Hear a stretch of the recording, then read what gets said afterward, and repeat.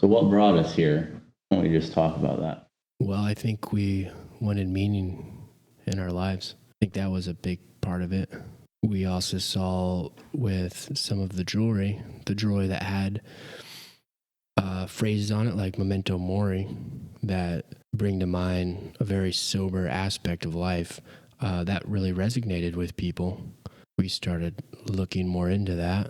That also caused us to start looking into that for ourselves. Memento mori, which pretty much means remember mortality. So remember you're going to die. If you think about that, it's going to have an effect on how you live your life. The feeling of just selling cool looking anchors started to really get to me. It was good. Business was successful, but I just knew we needed to do more with the brand and the meaning behind it. And I wanted to do something that I could see myself doing for a long time. Yeah. And that's helping people create meaning in their lives. It was interesting. Last year, we started to go on this journey to really find our brand voice and how we were talking to our customers and what they were saying about the pendants they were using. And we were just searching for meaning. We were searching for meaning. And I think we've been searching for meaning.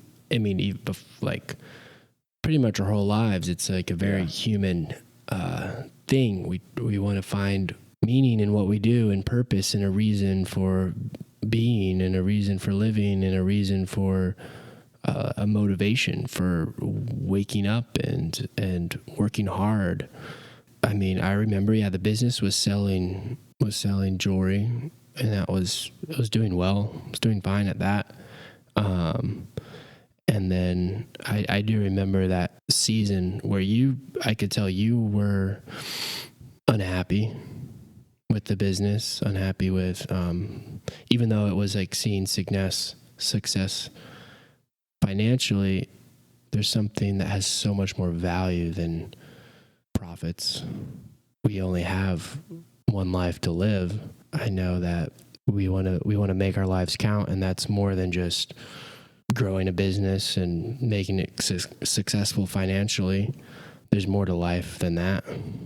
Yeah, you showed me, I think you got an ad for it or just saw it on Google. We were really trying to develop our brand voice. And that means just like the copy we have on the website, how we talk to the customers. And you found Donald Miller's Building a Story brand. We signed up for that online class, and that was really good. We put a lot of work into it. That was last year. Yeah. The beginning of last year. That's really what was the catalyst for us to really find our voice and really find this common thread that our customers were talking about. And it was a struggle for a while. We put a lot of work into it, and we decided this is what the brand is going to talk about. This is what we're going to find meaning through, and the meaning we're going to help our customers develop in their lives just through having like a daily reminder, wearing the pendants and reminding themselves of, these hard truths that they want to embody, but maybe aren't fully embodying. And that kind of sat for a while. Fast forward to about September, October of last year, I was not in a good place.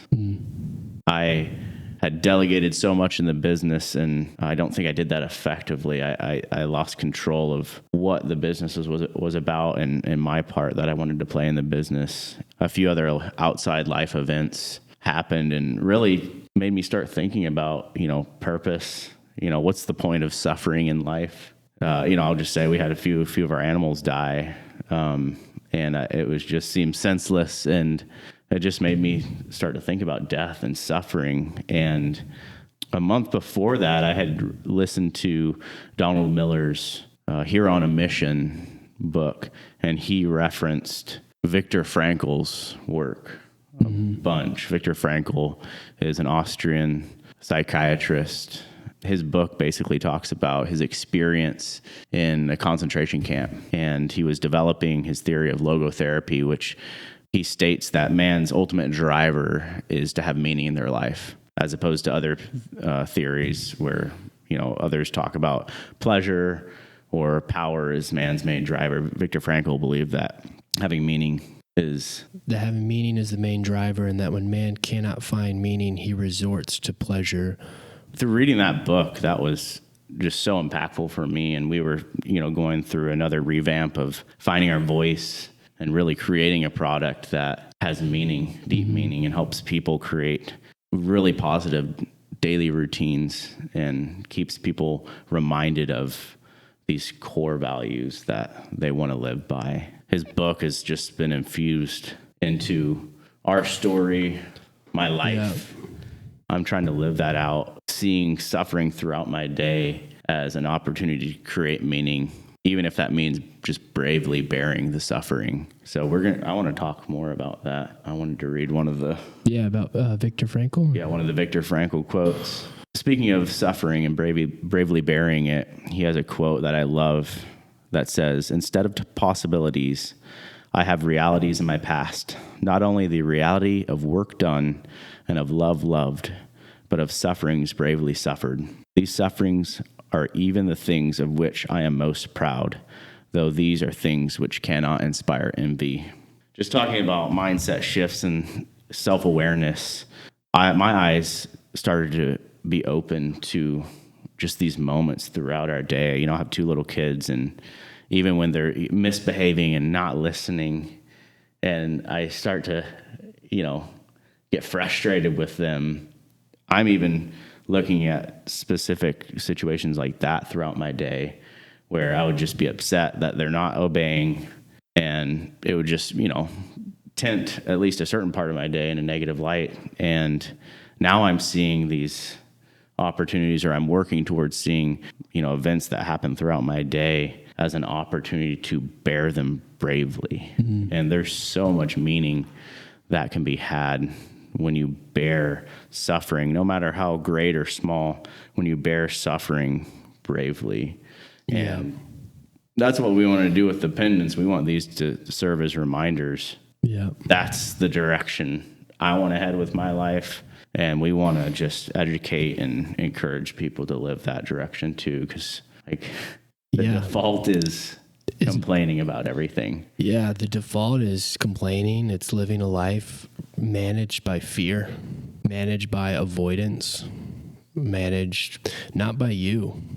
It's just managed by external circumstances and by the undisciplined part of you, managed by your past traumas and the ways that we've learned to navigate through life because of them. But when we learn to be brave, we can learn to see them, acknowledge them, be honest, and change how we think and create new mindsets, create new habits. Of course, if you want to stop like a substance abuse addiction or a technology addiction, but even addiction to comfort. We're addicted to the way we think. It's amazing how much things that we are unaware of run our lives. And I think what we want is for these pieces of jewelry to help us become more aware. They're physical reminders. You're going to get to actually choose how you want to live and not just respond. I guess there's that Viktor Frankl quote. Yeah. Right? What's it say? It says, "Between stimulus and response, there is a space. Within that space is our power to choose our response. And within our responses lies our joy and freedom." And just creating that space and time, becoming aware of these, like you were talking about, those automatic responses that we have created and reinforced over the past 20 plus years of doing things. And a lot of these responses are based off of fear. They're based off of that natural inclination towards comfort, which is safety.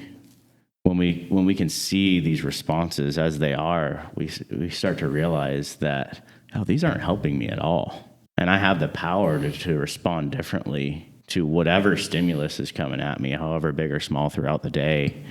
And I've just experienced so much more meaning in my life because I'm taking that pen back and I'm choosing to write that version of my story, like one day at a time. You're choosing to respond in a way that is going to create long-term growth.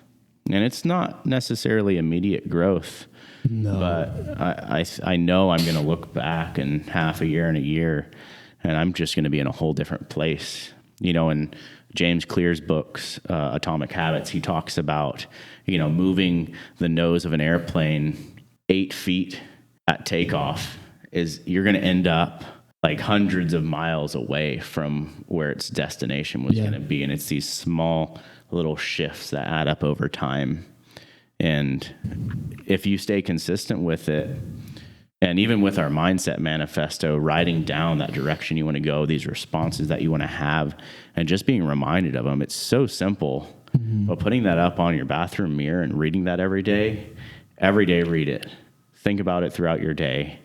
Next day, read it again. Think about it over the course of a month, 3 months, 6 months, 12 months. Our mental state is going to have gone through so much more of just a healthy, mental workouts than it would have before. And we're going to respond to things so much differently. And I think there's power in that. And there's a movement. I think people are becoming more aware of just these mindsets that either social media, looking at what other people have and wanting that and being discontent. And we just get caught up inside ourselves. Yeah. And people, I believe people are becoming more aware of how powerful their mindsets can be. Oh, definitely. Jumping off that is, I would see where I'm at in life, and I'm not happy with it. I want to grow. I see a lack of discipline, whether that's with my health or just with the way I spend my time, the way I'm using my mind. And I'm following people on Instagram and seeing people who I'm super thankful they're doing what they're doing. But I see the gap between me and them. And what I love so much about Maritime is that it's been kind of demystifying the gap for me, because trying to if you're wanting to become a healthy person, working out, it's not a huge jump that you need to do. It's a small step every day. You never need to take this huge thing. You're not going to lose 30 pounds at once. You never have to lose 30 pounds. You're just losing half a pound one day at a time, or however long it takes. And I remember I'd get stuck in discouragement, because I would see where I'd want to be, and I'm I'm so far away from there. And that would actually keep me, I would listen to that, and that would keep me from taking action, because I would just think, it's not worth it. It's going to take too long. But what I've seen since I've started implementing these new mindsets that we value here at this company is that you can pretty much, you just start a small shift, you just gave about the plane, changing direction by 1 degree. But after 1 month, that's massive change. After a year, you're in a whole new place, and it's about consistency. No one's a superhero. A lot of people look at the end result, just going off of maybe a fitness influencer or something. They look at the end result and they imagine themselves doing that, and they're looking at just this whole journey, the whole process, and it's I could never do that. Yeah. But these people, they didn't do it that way. They took it one day at a time, and they 100% had a plan, and they stuck to it. They had their direction. They were reminded of the direction every morning, and they took the steps required for that day to keep them in that direction. And over the course of time, in a whole other place. So, people are listening to this. Thank you. This is our first ever podcast. So if you have any suggestions, if we need to be closer to the mics, you can further away, brutally criticize us, because it's healthy for our souls. Yeah. We like to grow and learn. But we are Maritime Supply Company. We are a mindset shift company, and we create tools that help you make tiny mindset shifts throughout your day that result in massive changes over time. So thanks for listening.